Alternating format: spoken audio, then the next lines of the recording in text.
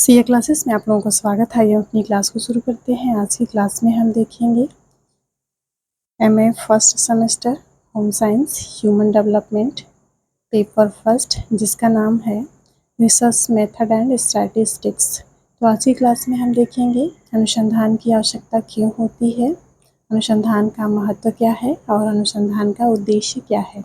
इससे पहले की क्लास में हमने देखा कि अनुसंधान हम किसे कहते हैं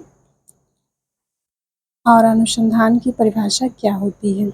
चलिए हम क्लास को शुरू करते हैं और अनुसंधान की आवश्यकता को जान लेते हैं।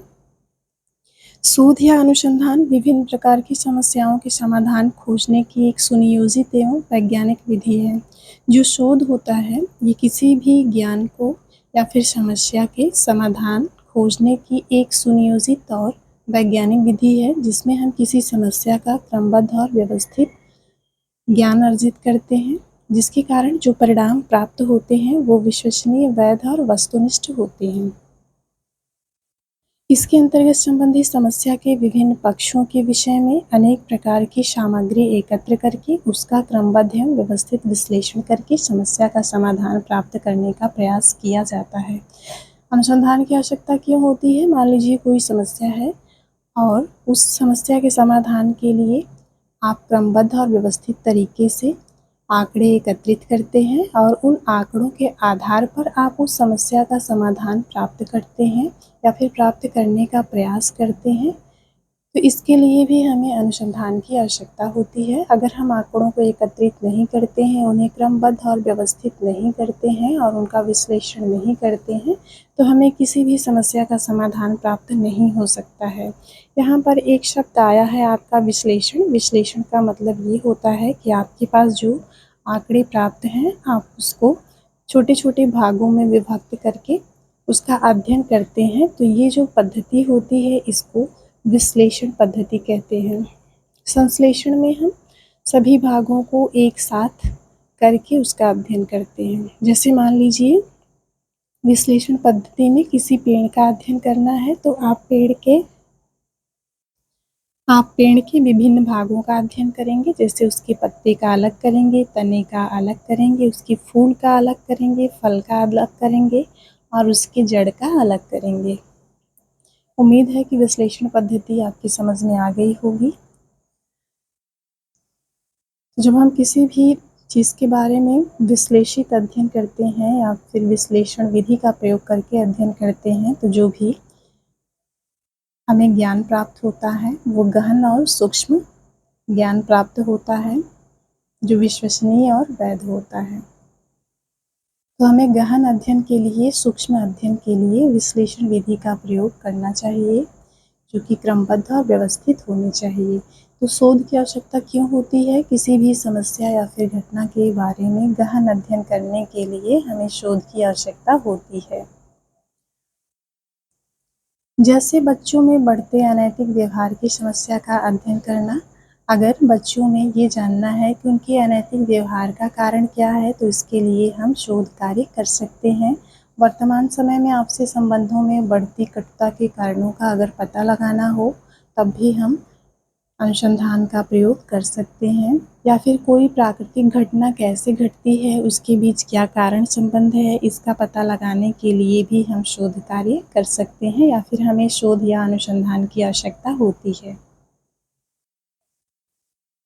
चलिए देखते हैं अनुसंधान या शोध के उद्देश्य। कोई भी अनुसंधान या शोध क्यों किया जाता है, उसका उद्देश्य क्या होता है, हम किन उद्देश्य को प्राप्त करने के लिए शोध या अनुसंधान कार्य करते हैं। तो इसमें पहला उद्देश्य है अनुसंधान का वो है सत्य की खोज करना। जब हमें सत्य की खोज करनी होती है या फिर सत्य को जानना होता है तब हम शोध या अनुसंधान कार्य करते हैं।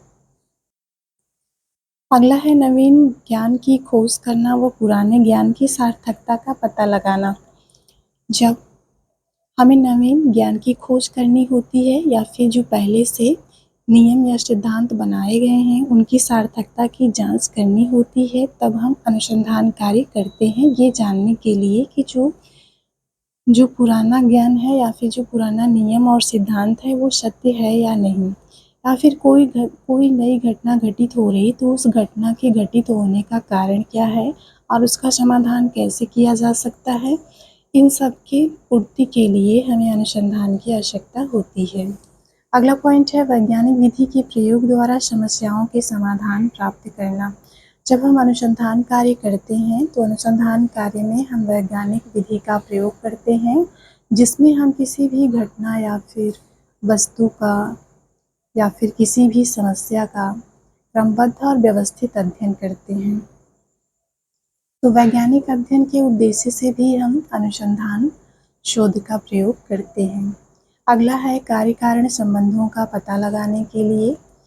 कार्य कारण जो संबंध होते हैं उसका पता लगाने के लिए हमें शोध की आवश्यकता होती है।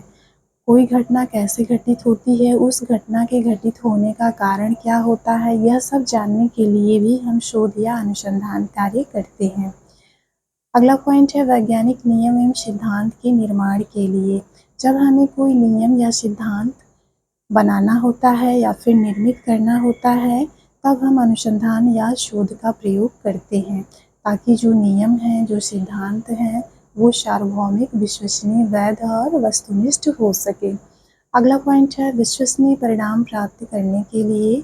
जब हमें किसी भी समस्या के समाधान के लिए विश्वसनीय परिणाम प्राप्त करना होता है, तब हम अनुसंधान या शोध कार्य करते हैं।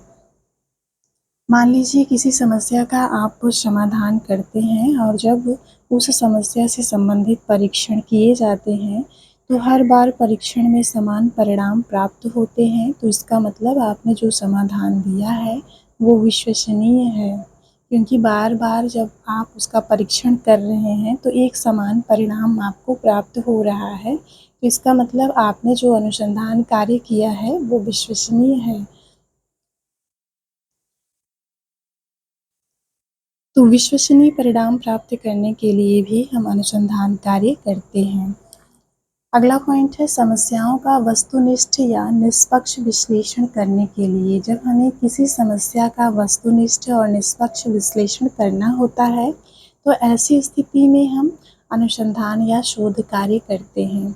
अनुसंधान या शोध कार्य करने से किसी भी समस्या के विषय में हमें निष्पक्ष विश्लेषण करने का अवसर प्राप्त होता है। इसमें शोधकर्ता के भावनाओं का, पूर्वाग्रह का कोई प्रभाव नहीं पड़ता है, इसलिए शोध समस्या से जो परिणाम प्राप्त होते हैं वो वस्तुनिष्ठ और निष्पक्ष होते हैं। इसमें शोधकर्ता के जो भावनाएं होती हैं, विचार होते हैं, पूर्वाग्रह होते हैं, उसका कोई प्रभाव नहीं पड़ता है।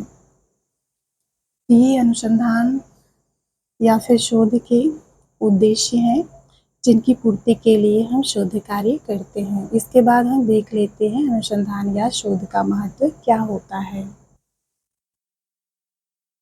अनुसंधान या शोध का महत्व, तो अब हम जान लेते हैं अनुसंधान या शोध का महत्व क्या होता है। इसको हम पॉइंट वाइज कवर करेंगे। तो पहला है, आप इसको हेडिंग बना करके भी लिख सकते हैं अगर आपके एग्ज़ाम में पूछा जाएगा तो। ये ज़्यादातर आपका MA first semester home science first paper human development, उसका जो पेपर फर्स्ट है रिसर्च मेथड, उसमें आपका प्रश्न पूछेगा कि आपका लॉन्ग में भी पूछ सकता है, शॉर्ट में भी पूछ सकता है, और जो वन लाइनर है उसमें भी पूछ सकता है।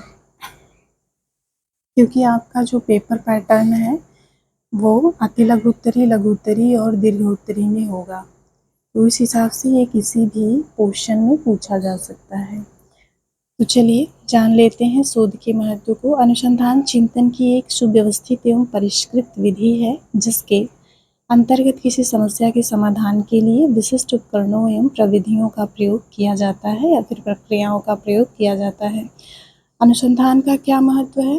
तो अनुसंधान चिंतन की एक सुव्यवस्थित और परिष्कृत विधि है जिसके अंतर्गत किसी समस्या के समाधान के लिए विशिष्ट उपकरणों एवं प्रक्रियाओं का प्रयोग होता है। जब भी हमें कोई शोध कार्य करना होता है तब हम अपनी समस्या से संबंधित चिंतन करते हैं, जो कि सुव्यवस्थित और परिष्कृत विधि पर आधारित होता है, जिसके अंतर्गत किसी समस्या के समाधान के लिए हम विशिष्ट प्रकार के उपकरणों और प्रविधियों का प्रयोग करते हैं। जिस समाधान या फिर जिसमें हम समस्या के अनुसार या फिर समस्या की प्रकृति के अनुसार उपकरण का प्रयोग करते हैं और इसके साथ ही उस समस्या से संबंधित आंकड़ों को एकत्रित करने के लिए जो आंकड़ा संग्रह की विधियां होती हैं उसका प्रयोग करते हैं। जैसे आंकड़ा संग्रह के लिए हम प्रश्नावली का प्रयोग करते हैं, अनुसूची का प्रयोग करते हैं, साक्षात्कार का प्रयोग करते हैं, इसके साथ ही केस स्टडी का प्रयोग करते हैं। तो ये सब जो है अनुसंधान से संबंधित जो आंकड़े होते हैं उनको एकत्रित करने की विधियां होती हैं, जिसमें आपका अवलोकन भी शामिल है इत्यादि। इत्यादि का प्रयोग करके हम क्या करते हैं, आंकड़ों को एकत्रित करते हैं, फिर उसको क्रमबद्ध और व्यवस्थित करते हैं। इसके बाद उसके निष्कर्ष और परिणाम को प्राप्त करने का कार्य करते हैं। अगला पॉइंट है, एक शोध वैज्ञानिक अन्वेषण पद्धति है जिसमें एक व्यवस्थित, नियंत्रित, वस्तुनिष्ठ, गहन, निरपेक्ष तथा आनुभविक अध्ययन किया जाता है। जो शोध होता है यह वैज्ञानिक अन्वेषण पद्धति है।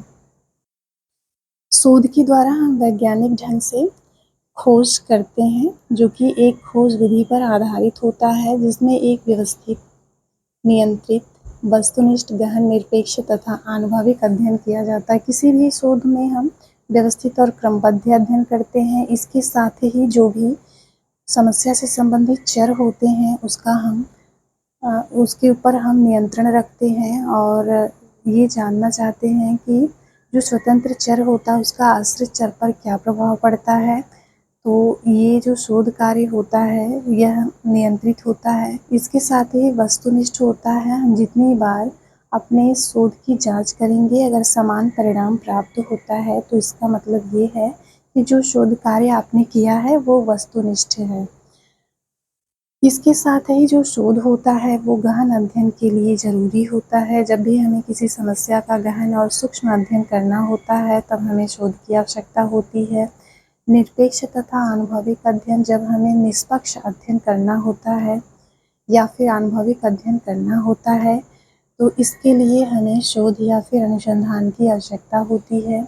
और निष्पक्ष और अनुभविक और गहन और नियंत्रित और वस्तुनिष्ठ अध्ययन करने के लिए शोध ही उपयुक्त होता है। अगला पॉइंट जान लेते हैं। अगला महत्व क्या है अनुसंधान। शोध एक उद्देश्यपूर्ण, क्रमबद्ध एवं व्यवस्थित प्रक्रिया है जिसके द्वारा किसी सैद्धांतिक अथवा व्यवहारिक समस्या के समाधान का प्रयत्न किया जाता है या फिर प्रयास किया जाता है।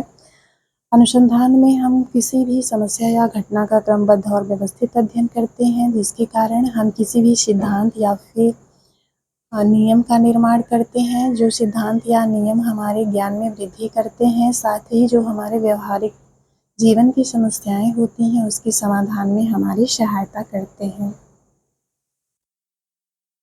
अगला महत्व है, शोध के द्वारा किसी नए तथ्य, सिद्धांत, नियम या वस्तु की खोज की जाती है जिससे नए ज्ञान की प्राप्ति होती है। शोध के द्वारा ही पुराने ज्ञान, नियम और सिद्धांत की जांच की जाती है।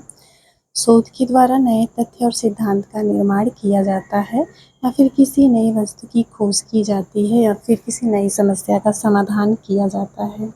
जो शोध होता है इसके द्वारा हम नए ज्ञान को प्राप्त करते हैं और इसके साथ ही जो पहले से ज्ञान आपको है या फिर जो पहले से सिद्धांत और नियम आपको पता है, आप उसकी जांच भी कर सकते हैं। जैसे मान लीजिए न्यूटन का लॉ सभी लोग जानते हैं कि किसी भी वस्तु को जब हम ऊपर फेंकते हैं तो वो नीचे की तरफ आती है।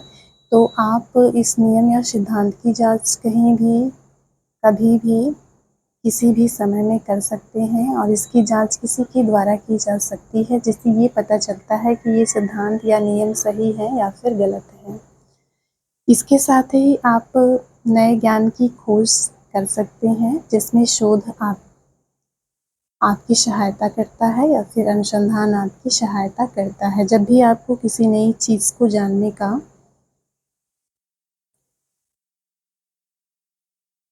जिज्ञासा होती है तो आप शोध या फिर अनुसंधान कार्य कर सकते हैं, जिससे आपकी जो आवश्यकता होती है, जिज्ञासा होती है या फिर ज्ञान की लालसा होती है, उसकी पूर्ति करने के लिए शोध आवश्यक होता है या फिर शोध हमारी सहायता करता है। अगला पॉइंट है अनुसंधान के द्वारा ही जटिल और गूढ़ प्रश्नों का उत्तर प्राप्त करने में सहायता मिलती है। जब हम अनुसंधान कार्य करते हैं तो ये समस्या से संबंधित जो भी जटिल और गूढ़ प्रश्न होते हैं उसका उत्तर प्राप्त करने में हमारी सहायता या फिर मदद करते हैं। तो किसी भी समस्या से संबंधित जो भी जटिल गूढ़ प्रश्न होते हैं उसके उत्तर को प्राप्त करने के लिए हमें अनुसंधान सहायता पहुंचाता है। अगला पॉइंट है शोध के द्वारा ही कल्पना की सत्यता की जांच संभव हो पाती है। जब कोई व्यक्ति या फिर अनुसंधान कार्यकर्ता या फिर शोधकर्ता अपनी शोध समस्या से संबंधित जो भी कल्पना निर्मित किया रहता है तो वो अपनी शोध समस्या से संबंधित जो कल्पना बनाया रहता है तो वो कल्पना कितनी सीमा तक सही है इसकी जांच करने के लिए भी हमें शोध या अनुसंधान की आवश्यकता होती है या फिर उसकी सत्यता की जांच के लिए हम अनुसंधान का प्रयोग करते हैं या फिर कल्पना की जांच के लिए भी हमें शोध या अनुसंधान की आवश्यकता होती है। अगला पॉइंट है शोध के द्वारा ही समस्या समाधान के लिए विभिन्न विधियां एवं परीक्षणों तथा उपकरणों का प्रयोग संभव होता है जो उसे विश्वसनीय, वैध और सत्यापन योग्य बनाते हैं। जब हम कोई शोध कार्य करते हैं तो उसमें जो हमारी समस्या होती है उसके समाधान के लिए हम विभिन्न विधियों का प्रयोग करते हैं और आवश्यकता पड़ने पर परीक्षणों का प्रयोग करते हैं और इसके साथ ही अपनी शोध समस्या से संबंधित उपकरणों का प्रयोग करते हैं जिसके कारण जो भी हमें परिणाम प्राप्त होते हैं वो विश्वसनीय होते हैं, वैध होते हैं और सत्यापन के योग्य होते हैं। अगला पॉइंट है शोध में आंकड़ों का विश्लेषण वैज्ञानिक और सांख्यिकी विधियों के आधार पर किया जाता है जिससे शोध वस्तुनिष्ठ और विश्वसनीय होता है।